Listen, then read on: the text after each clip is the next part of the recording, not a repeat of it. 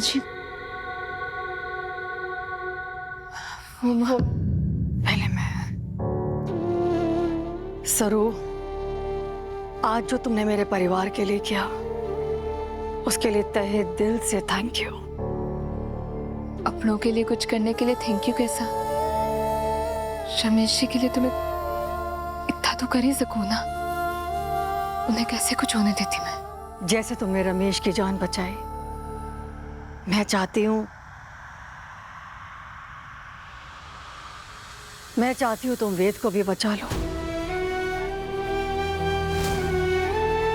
वेद पर लगा ये खून का इल्जाम हटाकर तुम ही उसे जेल से निकाल सकते हो। मेरे बेटे को तुम पर भरोसा है और मैं उसके भरोसे पर भरोसा करना चाहती हूँ। वेद को बेगुनाह साबित करो सरो, और ऐसा करने के लिए तुम्हें हर आजादी है। मैं अपनी शर्त वापस लेती हूँ।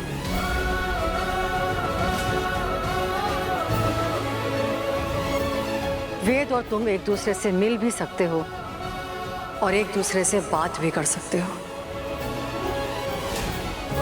तुम्हें जो करना है तुम कर सकती हो सरो, बस मेरे बेटे को इस मुसीबत से निकाल दो।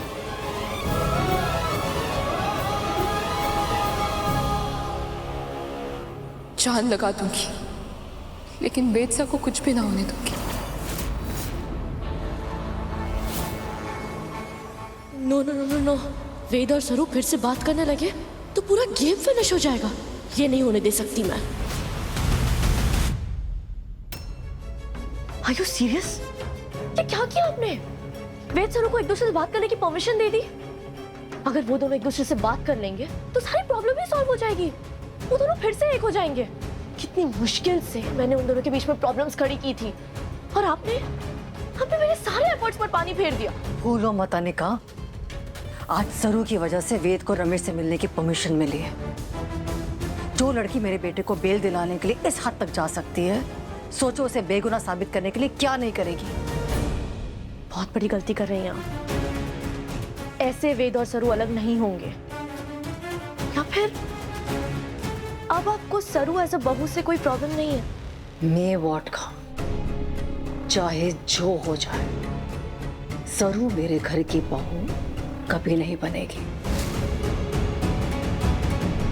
जब वक्त बुरा हो तो जज्बात नहीं, जरूरत देख के फैसले किए जाते हैं, और मैं तो अपने बेटे के लिए कुछ भी कर सकती हूँ।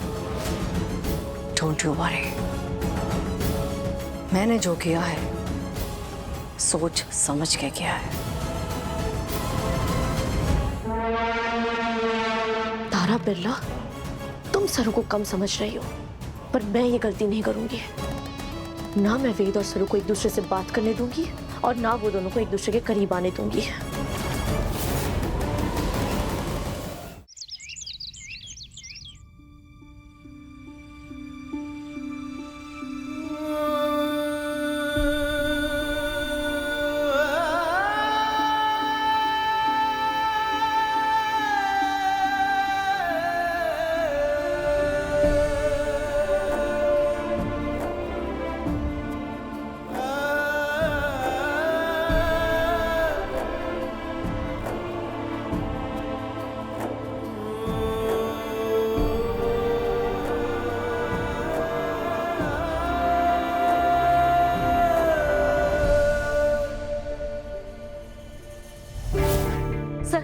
सर वेद विराज से मिल सकते हैं, बहुत अर्जेंट है।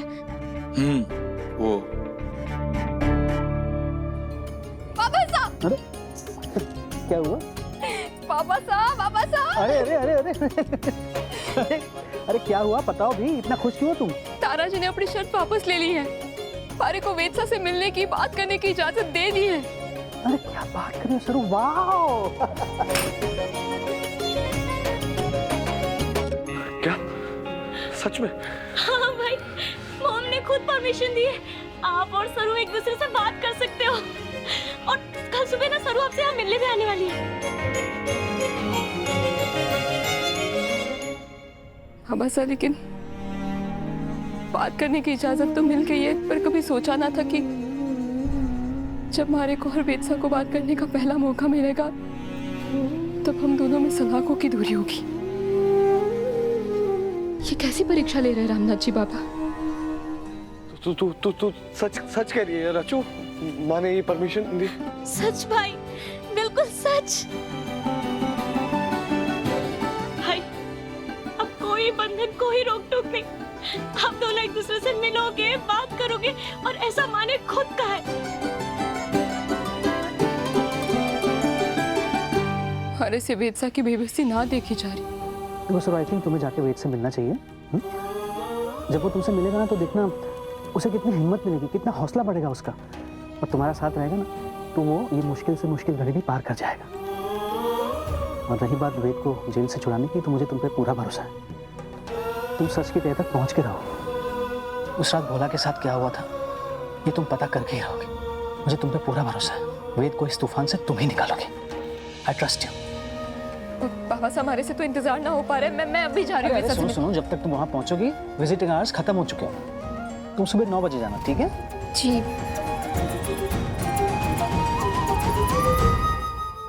रचू मेरा एक काम करेगी? हाँ।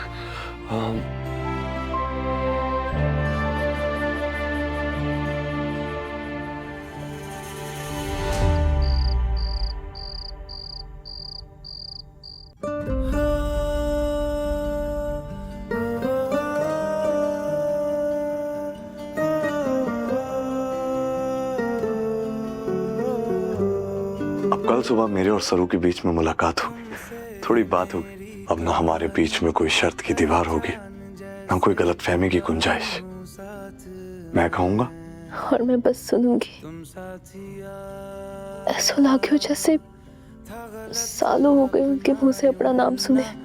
क्यों गलत लगता है दिल ना हो गलतियां, चिंगारियां। मैं आग तुम हो दामन, तुम राग हो मैं सावन। मैं जहाँ रहूं हो तेरा वो जहाँ। दुनिया लग मेरी तुम्हारी, एक हुई राह अब हमारी। एक चांद तू मैं रात की दास्तां हूँ। किसने चाह को हवा दी, ये आग क्यों जला दी। एक चांद तू मैं रात की दास्तां हूँ।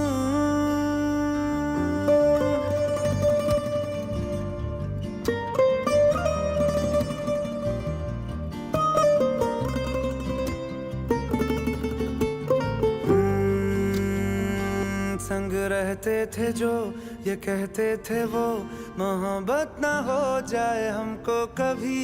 जो हो जाए तो वही छोड़ दो, वो राहें ना जिनका हो हासिल कहीं। था तुमने छुआ लगी थी दुआ, हुआ जो असर वो हम पे रहा। जो कल था कभी वो ही आज है, सफर में तो है।